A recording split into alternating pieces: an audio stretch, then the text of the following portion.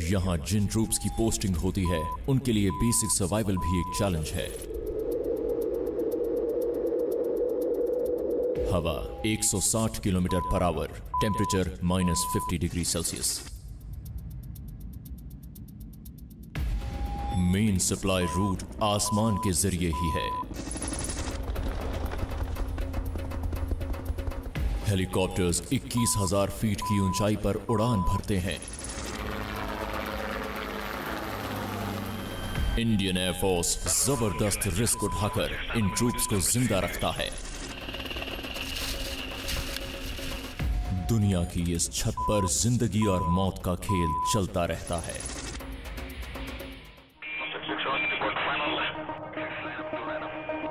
Indian air force दुनिया की बेहतरीन एयर फोर्सेस में से एक।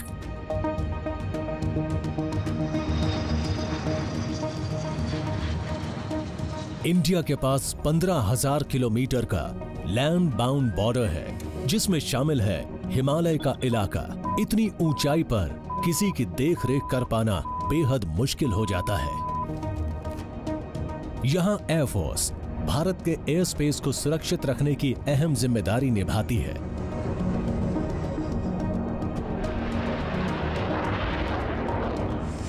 और साथ ही साथ दूर दराज के इलाकों में तैनात ग्राउंड फोर्सेस तक सामान पहुंचाने की और उन्हें सही सलामत रखने की भी। लेकिन खतरनाक ऊंचाइयों पर मुश्किलें बढ़ जाती हैं।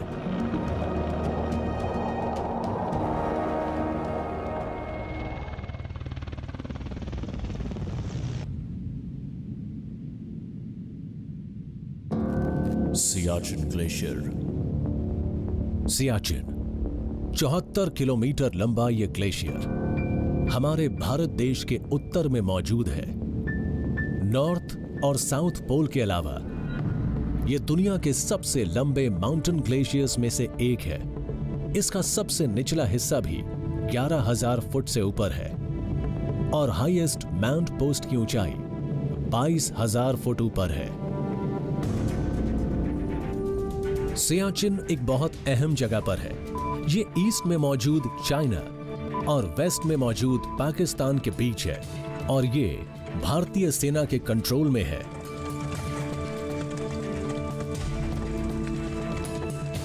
यहां भारतीय सैनिक सियाचिन और आसपास की चोटियों पर 100 से ज्यादा पोजीशंस पर अपना कंट्रोल बनाए हैं। इस बर्फीले इलाके में सर्वाइवल लगातार चलने वाला एक इम्तिहान है और इसे और मुश्किल बनाता है बेहिसाब ठंड और बेरहम मौसम। बेहद ठंडी हवाओं की वजह से सर्दियों में टेम्परेचर -50 डिग्री तक पहुंच जाता है। यहाँ पर मैं रह कर आया हूँ, वहाँ पर अगर टेम्परेचर -20 डिग्री है तो अगर हवा 70 किलोमीटर या 60 किलोमीटर प्रति घंटे की रफ्तार से चल रही है तो वो टेम्परेचर, वही जो -20 डिग्री टेम्परेचर है, वो विंड चिल फैक्टर की वजह से -70 -50 तक भी चला जाता था। ऊंचाई पर जिंदगी जीना ह्यूमन बॉडी और स्पिरिट दोनों के लिए बेहद मुश्किल है। सियाचिन में सैनिकों के सामने जबरदस्त डिप्रेशन, भूख की कमी, स्लीप डिसऑर्डर्स, यहां तक कि मेमोरी लॉस के रिस्क होते हैं। सड़कें बस यहीं तक हैं। ग्लेशियर पर मौजूद कई गैरिसन्स के लिए इकलौती लाइफलाइन फ्लाइट होती है। इंडियन एयरफोर्स का एक कॉम्प्लेक्स एयरबोर्न लॉजिस्टिकल सिस्टम लगातार जरूरत की हर चीज को यहां पहुंचाता है।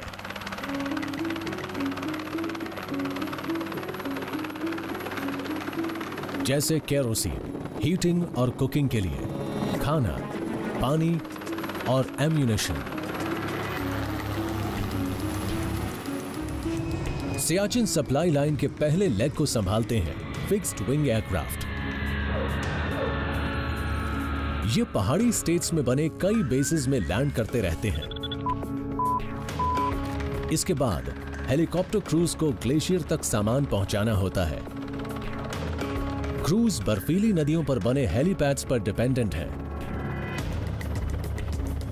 सियाचिन में एयर मेंटेनेंस एक जबरदस्त लॉजिस्टिकल चैलेंज होता है और इसके लिए जरूरत पड़ती है एयरक्राफ्ट और सैनिकों की।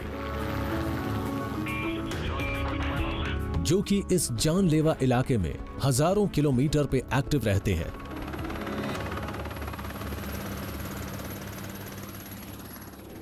लद्दाख, जम्मू एंड कश्मीर, ऊंचाई 10,682 फीट। इंडियन एयरफोर्स के लिए सियाचिन का गेटवे है लद्दाख। ये इलाका ऊंचाई वाला एक ठंडा रेगिस्तान है, बेरहम, खूबसूरत और ज्यादातर बुद्धिस्ट पॉपुलेशन वाला। एक इंपॉर्टेंट माउंटेन बेस यहां लेह में मौजूद है, एक वैली में जो कराकोरम और लद्दाख रेंजेस से घिरी हुई है।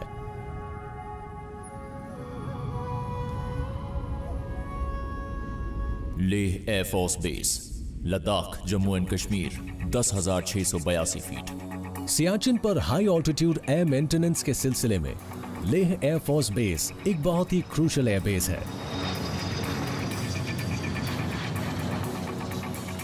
सिर्फ ग्लेशियर कैप्टन्स ही सियाचिन तक की फ्लाई कर सकते हैं और इस सर्टिफिकेशन को हासिल करना बहुत मुश्किल है। स्क्वाड्रन लीडर खुशबू गुप्ता एक ऐसी पायलट है जिन्हें इस बहुत ही खास स्टेज से नवाजा गया है। हाई ऑल्टीट्यूड्स पर फ्लाई करना बहुत चैलेंजिंग है। मुश्किलें तब बढ़नी शुरू नहीं होती जब मैं कॉकपिट में बैठती हूँ और फ्लाई करती हूँ। इनकी शुरुआत तो सुबह ब्लैंकेट से निकलने पर ही हो जाया करती है, जब मेरा अलार्म बजता है 4 या 4:30 बजे।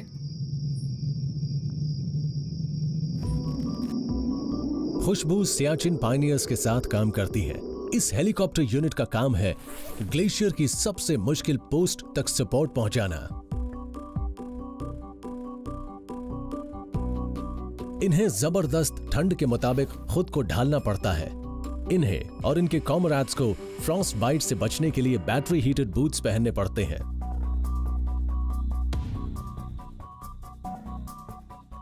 बेहिसाब ठंड के अलावा यहां एक और रिस्क होता है, जो होता है सनबर्न का।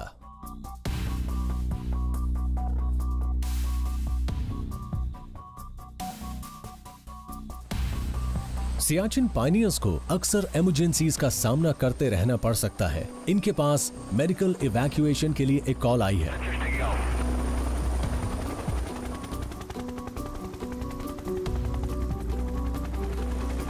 हालांकि ये कहना गलत नहीं होगा कि सियाचिन पायनियर्स की हर फ्लाइट रिस्की होती है। सियाचिन पायनियर्स चीताज और इसके अपग्रेडेड वर्जन चीतल्स को उड़ाते हैं। 2 टन वजन वाली इन मशीन्स के सिंगल इंजन्स इन्हें 23,000 फुट की ऊंचाई तक ले जाते हैं।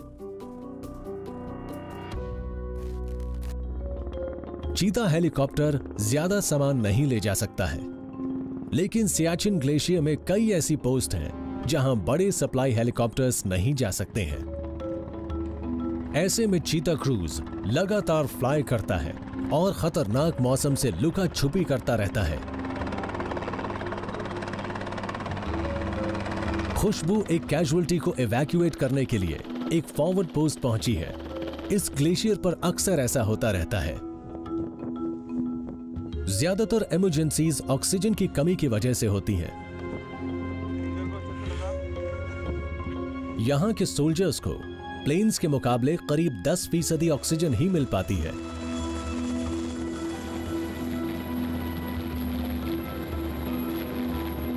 ऊंचाई वाली जगहों में रोजमर्रा की वॉकिंग, कुकिंग या खाना खाने जैसी मामूली एक्टिविटीज भी जबरदस्त फिजिकल चैलेंजेस लेकर आती हैं। हाइपोक्सिया भी एक बड़ा रिस्क है। इस कंडीशन में बॉडी टिश्यूज तक ऑक्सीजन नहीं पहुंच पाती। एक्सट्रीम ऑल्टीट्यूड पर हाई ऑल्टीट्यूड पल्मोनरी या सेरेब्रल एडीमा भी हो सकता है। इनमें फेफड़ों या दिमाग में फ्लूइड बन जाता है और ये जानलेवा भी हो सकता है। खुशबू एक सोल्जर को ग्लेशियर पर मौजूद उसकी पोस्ट से सियाचिन बेस कैंप के सबसे करीबी मेडिकल फैसिलिटी तक ले जाने में कामयाब रही। एक army doctor captain Nitesh Yadav patient को देखने आ पहुंचे हैं। स्ट्रेचर या स्नो स्कूटर पर लाए गए किसी इमोबिलाइज्ड पेशेंट को करीबी मेडिकल फैसिलिटी तक ले जाना मुश्किल होता है। तो ऐसे में हेलीकॉप्टर्स का रोल बहुत इंपॉर्टेंट होता है। सांस लेने में तकलीफ कब से हो रही थी आपको? 1 वीक से। अच्छा, घर पर बात हुई थी? जी। मंथली बेसिस की बात करें तो हर महीने यहाँ पर 15 से 17 केसेस लाए जाते हैं इमरजेंसी मेडिकल इवैक्यूएशन के, सभी पोस्ट से। इधर लेह में flight lieutenant Anirudh Grover squadron leader Gupta के अंडर ट्रेनिंग ले रहे हैं। कल की सॉर्टी के लिए तैयारी कर रहे हो ग्रोवर? Yes ma'am. तो बताओ इस हेलीपैड से टेक ऑफ करने पर क्या खास होता है? ग्रोवर हेलीकॉप्टर्स में 800 घंटे से ज्यादा की उड़ान भर चुके हैं, लेकिन सियाचिन की फ्लाइट के लिए इनका एक ग्लेशियर कैप्टन होना जरूरी है। मैं लेज पर नजर रखूंगा जो यहाँ कहीं होगी और उसे क्रॉस करके मैं टेक ऑफ करूंगा। Glacier qualification badge Indian air force के हेलीकॉप्टर फ्लीट का बहुत ही खास बैज है।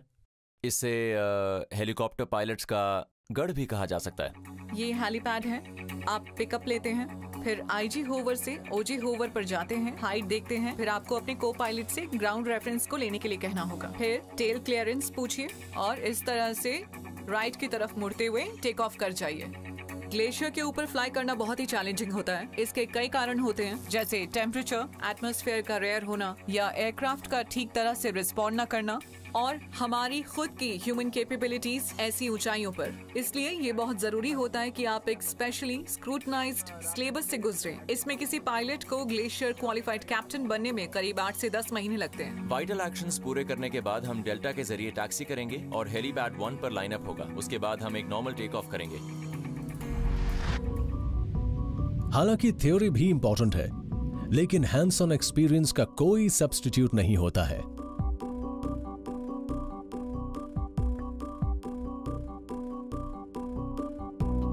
इन ऊंचाइयों पर हेलीकॉप्टर को उड़ाना अपने आप में ही बहुत चैलेंजिंग होता है और हेलीकॉप्टर काम करता है प्रिंसिपल ऑफ लिफ्ट पर। ये लिफ्ट जनरेट होती है रोटर्स के जरिए। ये रोटर्स हवा को नीचे पुश करते हैं, लेकिन इतनी ऊंचाई पर एटमॉस्फेयर रेयर होता है, तो ये उतनी हवा पुश नहीं कर पाते जो उसको लिफ्ट करने के लिए चाहिए। तो ऐसे में पूरी पावर चाहिए होती है इंजन की टू लिफ्ट और स्किल चाहिए होती है पायलट की to take of.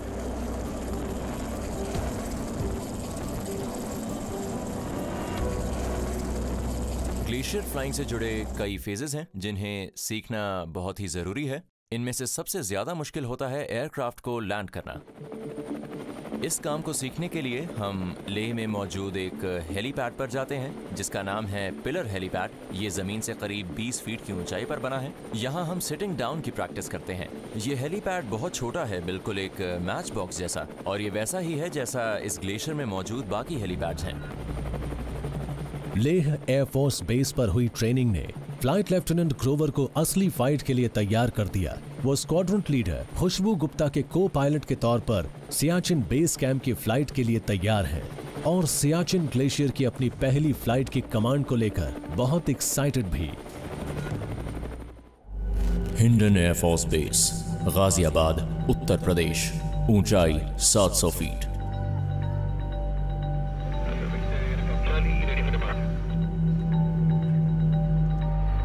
Uttar Pradesh में मौजूद हिंडन एयरबेस से एक जायगेंटिक एयरप्लेन टेक ऑफ कर रहा है।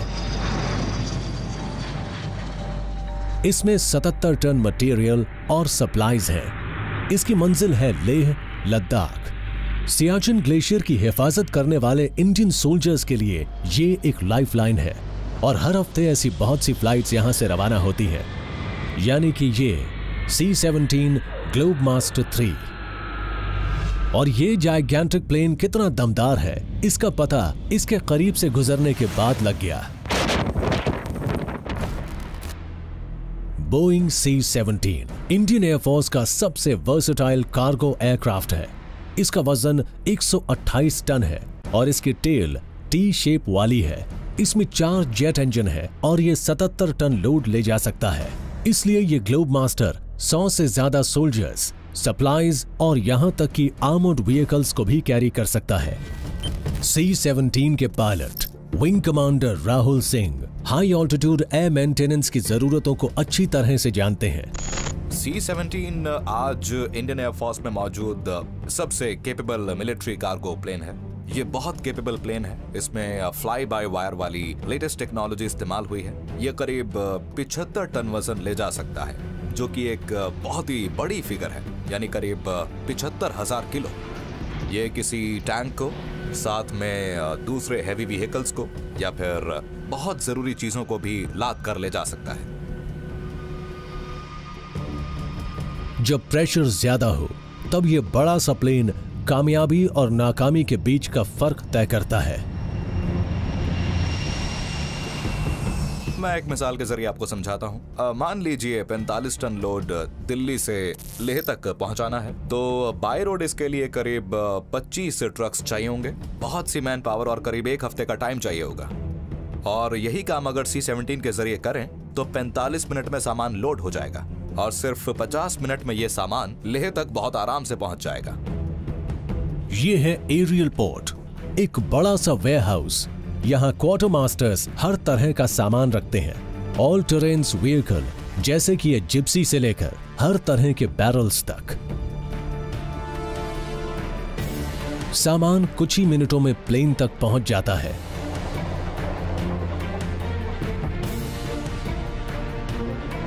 लोग बड़ी एफिशिएंसी से काम करते हैं और कोई वर्क गैंग 1 घंटे से भी कम में किसी ग्लोब मास्टर को लोड कर सकता है। C-17 को लोड करना एक बात है, लेकिन इस जायगेंटिक प्लेन को लेह तक ले जाना दूसरी बात है। हाई ऑल्टीट्यूड फ्लाइंग टेक्निक्स सीखने के लिए पायलट्स शुरू करते हैं सिम्युलेटर से।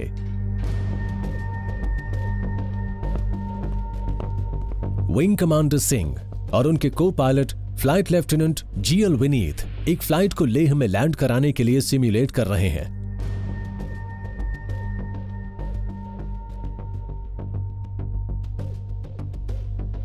सिम्युलेटर में मौजूद 3 हाइड्रोलिक लेग्स और कंट्रोल्स किसी ट्रेनी को किसी भी तरह की फ्लाइट एक्सपीरियंस को प्रोग्राम करने की खूबी देते हैं।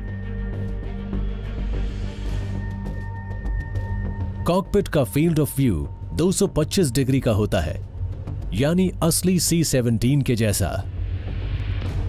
ट्रेनीज को मौसम, हवा और कई दूसरे चैलेंजिंग फैक्टर्स वाली सिचुएशन में ट्रेन किया जाता है। तो हम लेह की दोपहर वाली ही कंडीशंस को सिमुलेट करेंगे और हल्की फुल्की सी टर्बुलेंस होगी, ना बादल होंगे और ना ही बारिश होगी।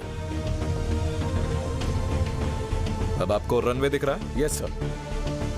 वेंकी sir, freeze flight please. Flight please. आप देख सकते हैं कि हम फ्लाइट के दौरान रुके हुए हैं।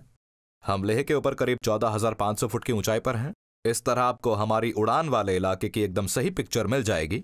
कैसा मौसम होगा यह पता चलेगा और इससे एक एड ऑन होगा आपकी ट्रेनिंग वैल्यू में। लेह के अलावा C-17 थॉइस में भी लैंड करता है, यानी एयरफोर्स का northern most base for large planes. Thoise short form है transit halt of Indian soldier on route की। यहां C-17 फील्ड को शेयर करता है एयरफोर्स के rotary wing workhorse Mi-17 V5 के साथ। Mi-17 एक हैवी ड्यूटी हेलीकॉप्टर है जिसे एक गनशिप या एक ट्रांसपोर्ट के तौर पर कॉन्फ़िगर किया जा सकता है। 2 इंजन वाला ये क्राफ्ट 36 एडिक्वेटली आर्म्ड पर्सनल ले जा सकता है या फिर कम ऑल्टीट्यूड पर 4 टन मटेरियल भी। Mi-17s 20,000 फुट की ऊंचाई तक जा सकते हैं, यानी ये सियाचिन के लिए बिल्कुल परफेक्ट है।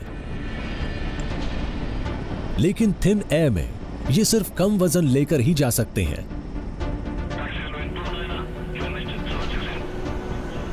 मगर फिर भी यहां एक हेलीकॉप्टर यूनिट 1 महीने में 200 टन से ज्यादा सामान डिलीवर कर सकती है।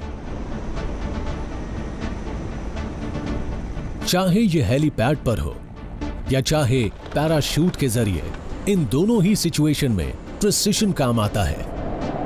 ऊंचाई वाले ड्रॉप जोन्स छोटे होते हैं, तो अगर पैराशूट सही जगह ना खुले तो वो सामान को कहीं और ही पहुंचा देंगे। ये Mi-17s सियाचिन पर मौजूद सोल्जर्स के लिए तो फ्लाइंग सपोर्ट ही हैं। ये नॉर्थ ईस्ट में रहने वाले सिविलियंस की मदद भी करते हैं, क्योंकि इन इलाकों में सड़कों की बेहद कमी है।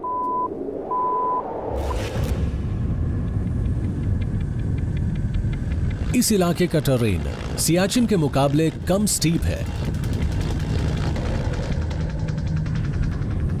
लेकिन यहां धुंध रहती है और बारिश भी अक्सर पायलट्स को चैलेंज करती रहती है। जीरो अरुणाचल प्रदेश, ये एक एडवांस्ड लैंडिंग ग्राउंड है।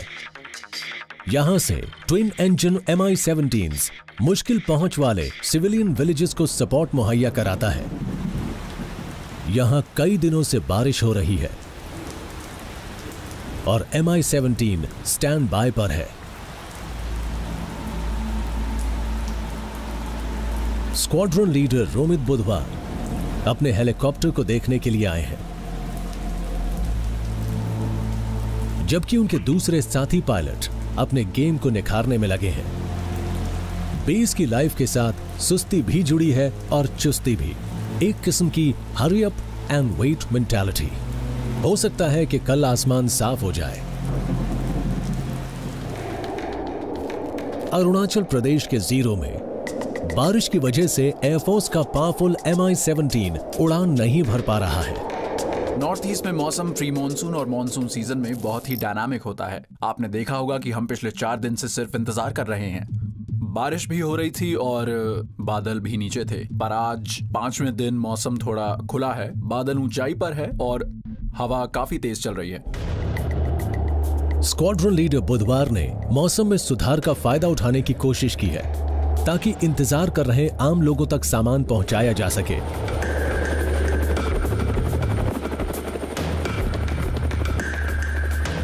नॉर्दर्न अरुणाचल में बहुत से गांव सड़कों से काफी दूर है। हमने मौसम को देखते हुए और उसके सिलसिले में जो खबरें मिली हैं उनके आधार पर एक कोशिश की। पहाड़ी चोटियां आज साफ दिख रही हैं, हालांकि वैली में अब भी बादल थे। डीजेड्स और हेलीपैड्स बादलों से ढके हुए थे। ऐसे में हम कोई रिस्क नहीं ले सकते थे, इसलिए हमें इस मिशन को अबॉर्ट करना पड़ा और जब तक मौसम नहीं खुलता हमें थोड़ा और इंतजार करना होगा। लेकिन मशीन को मौसम के हिसाब से फिट होना ही होता है। दूसरे इंडियन एयरफोर्स क्रूज और पायलट्स नॉर्थ ईस्ट में यहां और दूसरी जगहों पर ऑपरेट करते हैं। झाबुआ एयरबेस, इंडियन एयरफोर्स के आर्सेनल में ऐसे जबरदस्त एयरक्राफ्ट्स भी हैं जो हर तरह के मौसम में उड़ सकते हैं। ये मल्टी रोल फाइटर जोखिम भरे हिमालयन बॉर्डर के आसपास पेट्रोलिंग के लिए बेहतरीन है। लॉक्ड और लोडेड, प्राइम्ड और strapped, Sukhoi Su-30 MKI aircraft उड़ान भरने के लिए तैयार है। ये रशियन डिजाइन 2 इंजन वाला जेट जो बना है भारत में एयरफोर्स की खास जरूरतों के मुताबिक। Sukhoi Su-30 MKI। अगले छोटे विंग को कहा जाता है canard. Canard thrust vectoring engine के साथ इंटरैक्ट करके Su-30 को सुपर मैन्यूवरेबल बना देता है और सुखोई कई एयर टू एयर मिसाइल्स को कैरी और लॉन्च भी कर सकता है।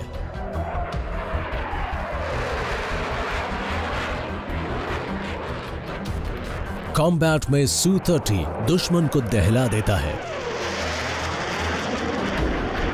इसके रेडार सिस्टम्स सैकड़ों किलोमीटर दूर से ही अपनी तरफ आते किसी एयरक्राफ्ट का पता लगा सकते हैं।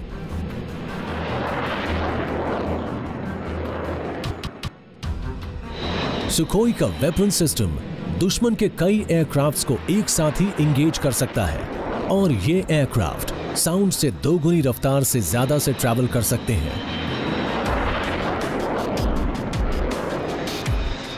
इन मशीन्स को आसमान में उड़ाने वाले पायलट्स को अपनी स्किल्स को निखारने के लिए लगातार ट्रेनिंग लेनी पड़ती है।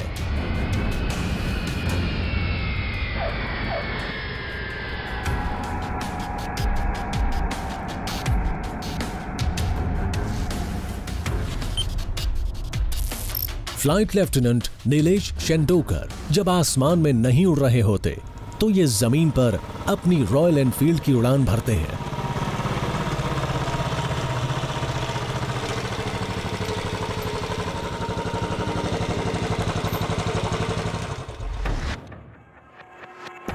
जैसा कि दूसरे स्पेशलाइज्ड एयरक्राफ्ट में होता है, यहाँ भी महारत हासिल करने का तरीका है सिम्युलेशन, और आज इनकी तैयारी हो रही है।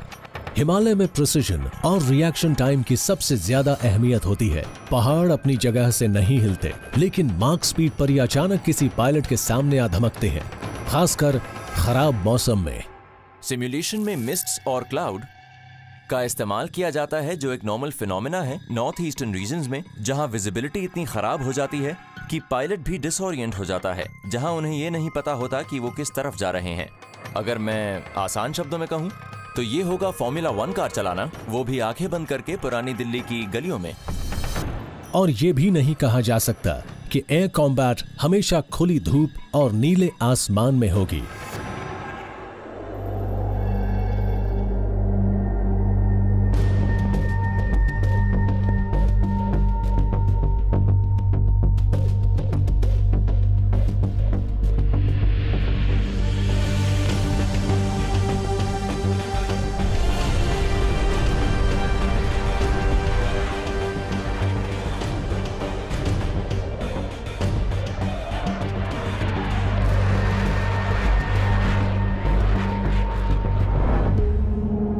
इसी बीच जीरो में खराब मौसम के कारण हेलीकॉप्टर क्रूज उड़ान नहीं भर पा रहे हैं। तभी अचानक मौसम में सुधार होता है।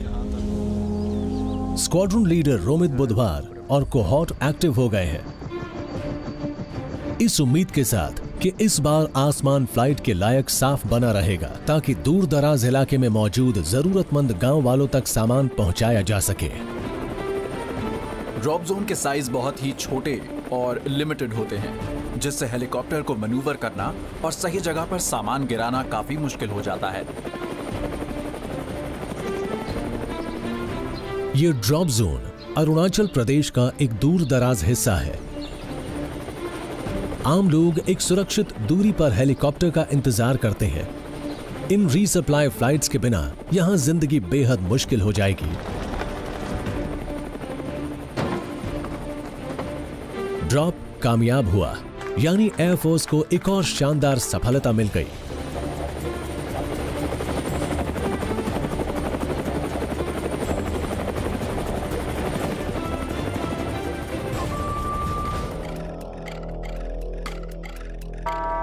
ऊंचाई वाले इलाके पायलट्स के लिए बेहिसाब खतरे पेश करते हैं, खासकर उनके लिए जिनके एयरक्राफ्ट दुश्मन की फायरिंग या मैकेनिकल प्रॉब्लम्स की वजह से खराब हो जाते हैं। Fighter pilot flight lieutenant Hemant Ganlakshya ऐसी ही एक पॉसिबिलिटी की तैयारी कर रहे हैं। हेमंत एयरफोर्स के jungle and snow survival school द्वारा चलाए जा रहे एक कोर्स में हिस्सा ले रहे हैं। इस कोर्स को हिमालय के ईस्टर्न पीर पंजाल रेंज में चलाया जा रहा है। इस एक्सरसाइज को पूरा करने के लिए इन्हें रात बितानी होगी और रेस्क्यू क्रूज को अलर्ट करना होगा। जब आप इतनी गहरी बर्फ में पहुंच जाते हैं जिसकी गहराई 3 फीट तक होती है, तो ऐसे में चढ़ाई करना बहुत मुश्किल होता है और तब बर्फ आपके जूतों के अंदर घुस सकती है और जब आपके पैर गीले हो जाते हैं तो आपको चिलब्लेन्स के चांसेस, फ्रॉस्ट बाइट का डर बढ़ जाता है। रात होने को है और टेम्परेचर और ज्यादा नीचे गिर जाएगा।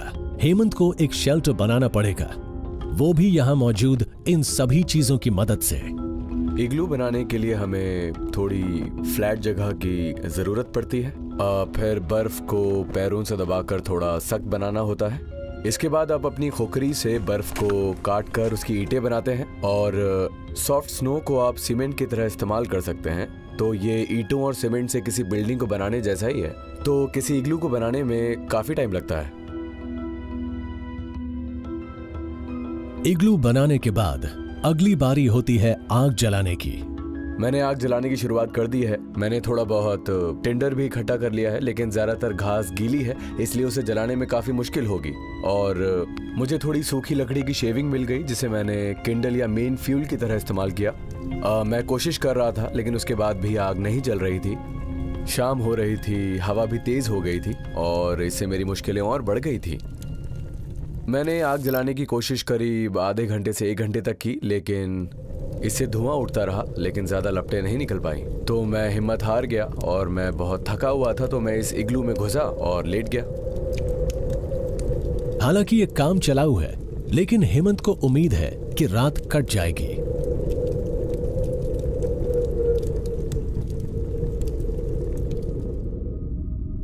सुबह का वक्त है। हिमालय की एक चोटी के ऊपर टेम्परेचर 0 से भी नीचे है। इस काम चलाऊ इग्लू के अंदर इंडियन एयरफोर्स के पायलट हेमंत बाहर निकल रहे हैं।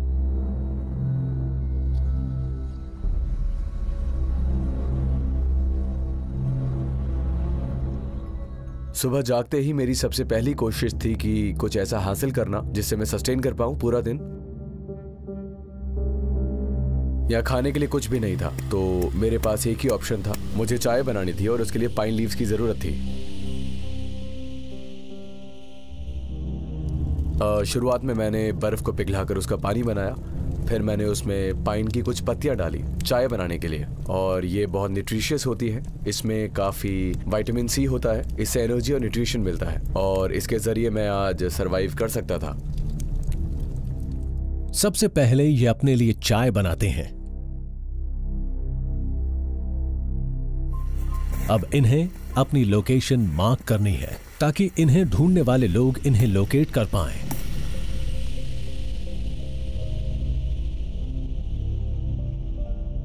पाइन की टहनियां सफेद बर्फ पर बिल्कुल साफ नजर आती हैं। हेमंत बर्फ पर अपना पैटर्न सिग्नल बना देते हैं। यह बेशक एक रूटीन एक्सरसाइज हो, लेकिन इतनी ऊंचाइयों पर इवैक्यूएशंस इनके काम का एक अहम हिस्सा है। लेह एयरफोर्स बेस, ऊंचाई 10,682 फीट। एक सिविलियन कैजुअलिटी है, लो ब्लड प्रेशर। ऑफिस में ये हमारा एक आम दिन था और दोपहर करीब 3:30 बजे हम लोग अपना काम खत्म कर रहे थे। सर, एक मेडिकल इमरजेंसी है।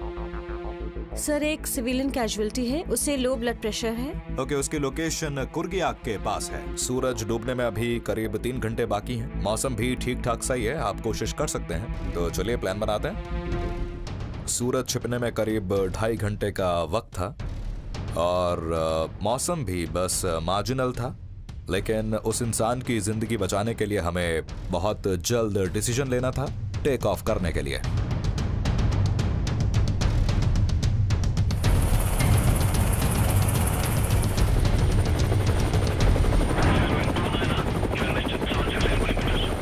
यहाँ लोगों की बस्तियां काफी दूर इलाकों में मौजूद हैं। उन तक सड़कें गिनी चुनी ही हैं और वो भी साल में 5-6 महीने बर्फ की वजह से बंद रहती हैं। साथ ही यहाँ मेडिकल फैसिलिटीज भी बहुत कम हैं, इसलिए इन इलाकों में हमारा रोल बहुत ज्यादा इंपॉर्टेंट हो जाता है।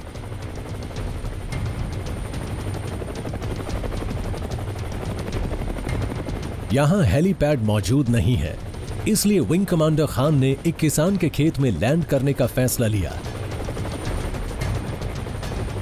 साथ आए क्रूज भी पास ही मौजूद है, उनकी मदद के लिए तैयार है।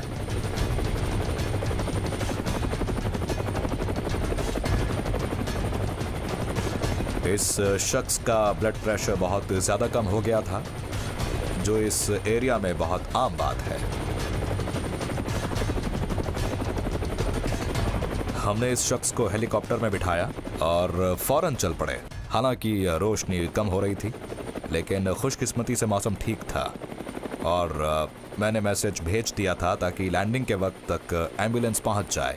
एम्बुलेंस वहां मौजूद थी, इसीलिए इस शख्स को मेडिकल एड दी जा सकी और इसकी जान बचाई जा सकी।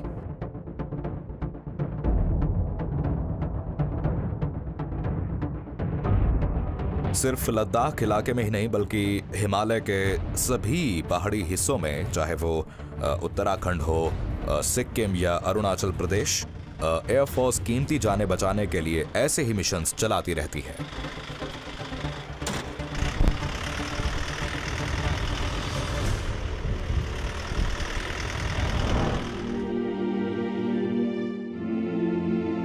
ऊंचाई वाले इलाकों में खुशी जैसे बहुत जल्दी अलविदा कहने लगती है। बेहिसाब ठंड, थिन एयर और मुश्किल हालात एक साथ मिलकर मिलिट्री पर्सनल से उनकी ताकत और सेंस ऑफ पर्पस छीनने लगते हैं। Leh air force base. लेह में फोकस्ड और स्ट्रांग बने रहने की स्ट्रगल हमेशा जारी रहती है।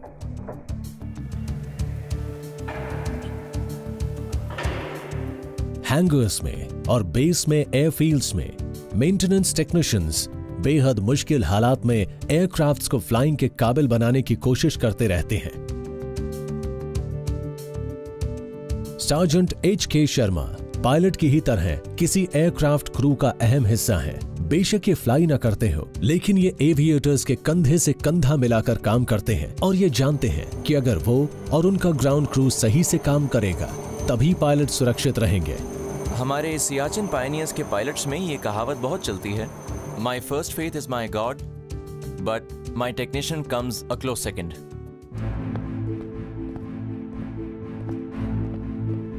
मौसम काम के हर पहलू पर असर डालता है।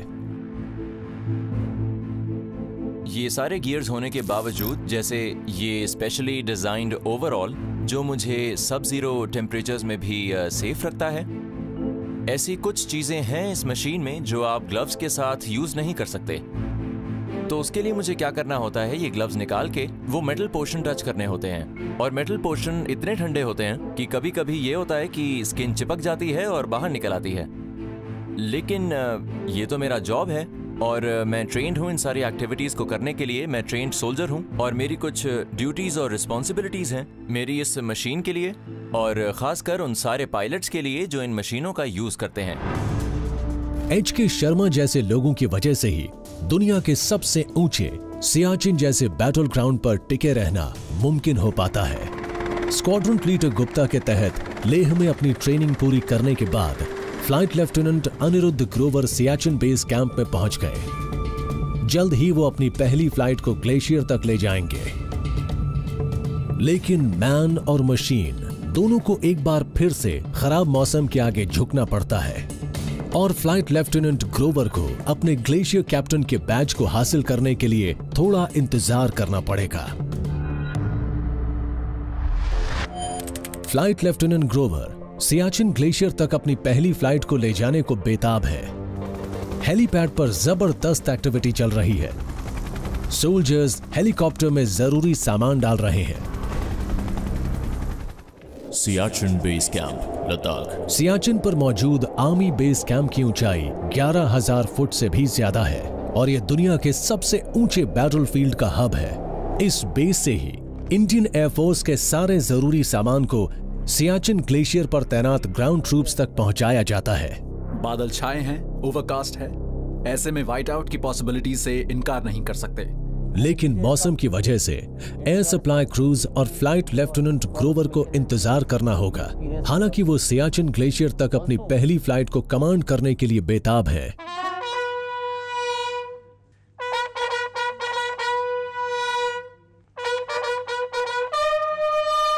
हमेशा बदलता मौसम एक बार फिर बदला और ये बेहतर हो गया।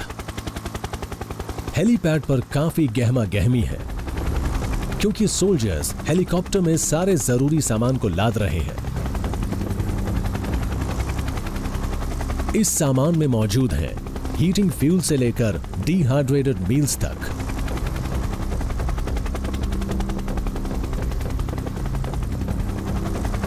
यहां टेक ऑफ करना एक शुरुआती कदम है। यह सफर हमेशा खतरों से भरा होता है। ग्लेशियर के ऊपर फ्लाई करने पर बहुत सारे चैलेंजेस फेस करने पड़ते हैं। इसमें सबसे पहला है टर्बुलेंस। दूसरी बड़ी प्रॉब्लम होती है व्हाइट आउट। हम सब जानते हैं कि ग्लेशियर पूरी तरह से व्हाइट होता है, इसलिए बहुत केयरफुल रहना होता है क्योंकि इससे डिसोरिएंटेशन हो जाता है। पता नहीं चलता कि होराइजन कहाँ खत्म हो रहा है और टेरेन जो कि व्हाइट होता है वो आसमान से कहाँ मिल रहा है, specially on a cloudy day. इसलिए मुझे लैंडिंग के दौरान बहुत ही केयरफुल रहना पड़ेगा क्योंकि यहाँ भी मुझे जमीन का अंदाजा नहीं होगा। फ्लाइट लेफ्टिनेंट ग्रोवर एक चैलेंजिंग पिलर लैंडिंग कर रहे हैं और वो ये काम बखूबी करते हैं।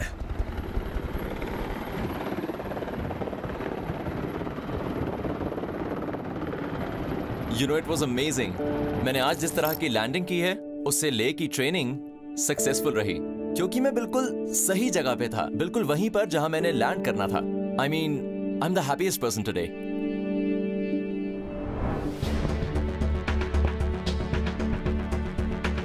Good afternoon, officers. Please have a seat. Siachen Pioneer mess में आज एक छोटी सी लेकिन बहुत अहम सेरेमनी हो रही है। फ्लाइट लेफ्टिनेंट अनिरुद्ध ग्रोवर को आज उनका ग्लेशियर कैप्टन्स बैज दिया जाने वाला है। मैं आपको डिक्लेयर करता हूं ग्लेशियर कैप्टन। सर, याद रखना, इस बैच के साथ बहुत सी जिम्मेदारियां जुड़ी हुई हैं। साथ ही आप दुनिया के सबसे ऊंचे बैटलफील्ड में इंडिपेंडेंटली फ्लाई भी करेंगे। तो चलिए, happy landings, congratulations. Thank you. ये यंग एविएटर न जाने कब से इस अचीवमेंट का सपना देख रहा था और ये यकीनन इसे पाने के बाद बेहद खुश होगा। यहाँ की पोस्टिंग के दौरान मुझे सियाचिन ग्लेशियर तक फ्लाई करना होगा, और वो भी ऐसी जगह पर जहाँ लोग कितना पैसा खर्च करके आते हैं। मैं लकी हूँ क्योंकि मैं यहाँ रोज ऑपरेट करता हूँ।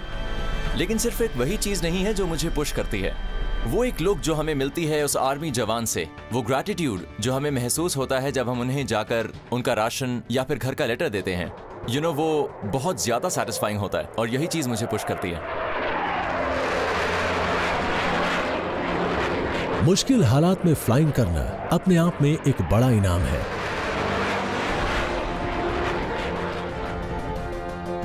नेचर से जुड़े मुश्किल हालातों पर जीत हासिल करके बहुत खुशी होती है, लेकिन अपनी जान दांव पर लगाने वाले इन सोल्जर्स के लिए जो सबसे बड़ा इमोशन है वो है सैटिस्फैक्शन।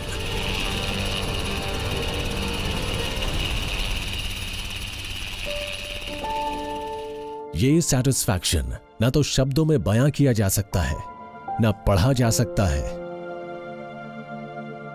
और ना ही महसूस किया जा सकता है। और उन सोल्जर्स को क्या लगता होगा जो C-17s, Su-30s, M-17s और चीता की इन मुश्किल आइस फील्ड्स पर बेहिसाब ठंड और तेज हवाओं से लड़ते हुए दूर से आ रही इन एयरक्राफ्ट्स की वेलकमिंग साउंड सुनते होंगे। अचानक जब पूरे सन्नाटे में मेरे को आसमान में हेलीकॉप्टर की आवाज़ सुनाई देती है, तो जो खुशी मेरे को होती है मैं उसे डिस्क्राइब नहीं कर सकता।